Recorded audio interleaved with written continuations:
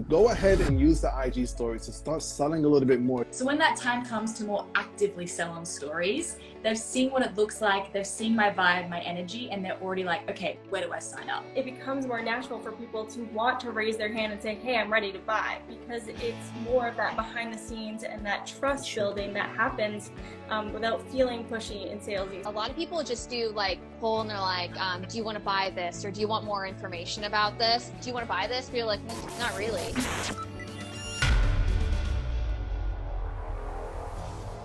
How to use IG stories to sell. Now, I've been seeing this topic around a lot more lately all of a sudden. I don't know if Maseri, the head of Instagram, spoke about it recently. It's just like been really trending. I'm surprised that this is still a question because I thought that this has already been discussed. I actually shared a post about this recently, and the reason why I love Instagram stories and encourage everyone to make that like your number one thing above, you know, intricate like reels and, you know, hard to create carousels is because stories you can make in 10 seconds. You can put together a story. You don't even have to leave the app. It's so simple. It's such an easy way for you to show up. And then it's the most powerful way to get in front of your audience. You can literally share a story, and the more your audience engages with that story, the more likely you're going to come to that front of that timeline, essentially the timeline at the top on their page. So what story gives us is that direct feed to our audience. We don't have to fight with an algorithm as bad as we do on the feed. And there's so many tools that you can actually use again on Instagram to really grow that engagement and get them interacting with that story content in the easiest ways. They don't even have to comment. They don't even have to do anything crazy. All they can do is vote in those polls and those quizzes. And the more they do that, the more in front of them you're going to be. And the other reason I love stories, and it's part of my strategy when it comes to selling, is creating FOMO with everything I'm doing. So like I said, I'm always posting stories, but I'm strategically posting specific stories about specific things to do with my offer. And maybe I'm not in a launch period now, but I'm showing people the behind the scenes. I'm showing a glimpse into what it looks like to work with me. So when that time comes to more actively sell on stories, they've seen what it looks like, they've seen my vibe, my energy, and they're already like, okay, where do I sign up? That's a really smart strategy, especially as you mentioned with the engagement stickers. Everybody loves the engagement stickers, the poll or the slider. One thing that I will say with polls is that a lot of people just do like a poll and they're like, do you want to buy this? Or do you want more information about this? And you would think that being direct like that would be working to your favor, but actually instead, we need to think of questions that really have people thinking about it, because a lot of people, like, if you're like, do you want to buy this? But you're like, not really. We have to think about why they want to buy it. What purpose does it serve them? And what maybe they don't know about the offer or the product that you're selling and the result that you can give them, or the feelings that they may have. And we need to use those types of things when it comes to our polls versus, do you want more information? Because most people, like, they don't want to talk to you. Like, they want it to be as easy as possible without, if you're not making it a deep connection and desired result with that person and they're connecting to it, then most likely they're just going to go over your poll. They're not going to actually engage with it. So we have to think beyond DM me for more information, or do you want more information, or do you want this? We have to go further than that. Telling a story about maybe a client that I have, or a result that somebody received from it, or even my own story about why I created the offer or why it's beneficial to myself or my clients. And then from there, I might ask, like, we'll just say the Real Clubhouse, where I send weekly Real audios, where I'm talking about a client who's never felt comfortable on camera and actually has face dysmorphia. And we might be going through why they weren't consistent before because of this. And then at the end, I'll be like, have you ever felt like you couldn't stay consistent before? Or would you like me to help you be more consistent on Instagram?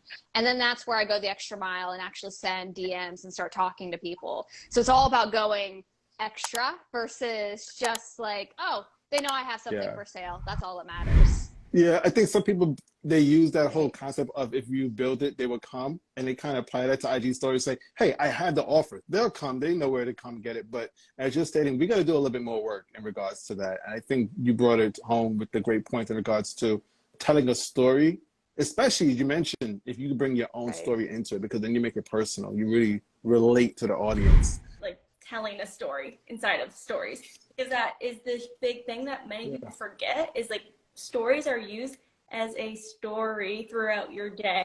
And so when we can find organic ways to talk about our offers, products, services within that story timeline, then it becomes more natural for people to want to raise their hand and say, hey, I'm ready to buy, because it's more of that behind the scenes and that trust building that happens without feeling pushy and salesy. So a great example, like if you just got off a client call and you know your client had a big win or aha moment, like then jump on your stories and say, okay, I just got off a client call, and like you're literally telling them what just happened and how they were struggling, how you helped them through it.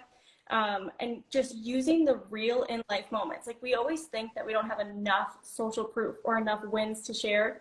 Every single thing that you get for feedback about your product, offer, service is a win. Like you can use that in a way to create a new story for your people. So absolutely. I think that if we can remember when we are on stories to actually sell, it's not just about here's the link. It's really taking people from point A to point B and how you're the guide to help them be the hero in the end. It's really about creating that trust by showing them that behind the scenes, like a little bit every day. And obviously that comes and goes with how we run our businesses and our life, that happens. But yeah, it's a journey of learning how to show up consistently on your stories so that it doesn't feel pushy or salesy. For sure. Come on, let's be real. We're human and we are a little bit nosy in regards to other people's lives. And we want to know a little bit of part of what's going on. You kind of just suggested a really great idea in regards to sharing what is happening right now with a client. And when I see that, I almost feel like there's two things I would actually respond to. I would feel like, first off, that's great for the person that I'm following. The second thing is, how can I possibly get in on some of that as well? And that's when you start to really hone in on how you could actually help them win just the same as well. Do you guys like stories? Do you guys prefer stories when you log on to Instagram, or maybe you're a feeds post individual? I want to ask you guys on the screen right now, Brittany. I think we're probably both the same. I go to stories first. That's the first place I go when I open the app. Yeah, okay. And stories. That's what I was saying earlier. It's an easy way for the creator to show up and share content, and it's probably the most mindless way for most people to spend time on the app. Everyone just taps through it, I think, before you scroll. So why not make the most of that format of content? The key thing is, do not ignore the power of stories.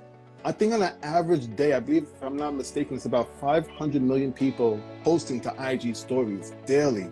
That is a lot of eyeballs. Now, we know that obviously strangers don't see your IG stories, but I like to call them VIP. Your VIP audience do, and they want to know what's going on with you. They're nosy, just like I am. So go ahead and use the IG stories to start selling a little bit more. Use these strategies that Brittany and Meg has just shared with you guys in regards to sharing on IG stories and selling, because we don't want to just share our IG stories just for the purpose of sharing, when we can actually start utilizing it to help our business and make a little bit of income. It might be a lot of income through IG stories. So go ahead and take those tips that we all just shared. And like I always say, step your gram up. Can you guys let me know actually in the comments, you guys like watching stories? Like I know some people love stories, some people don't. So let us know with either a thumbs up or a thumbs down if you enjoy watching stories.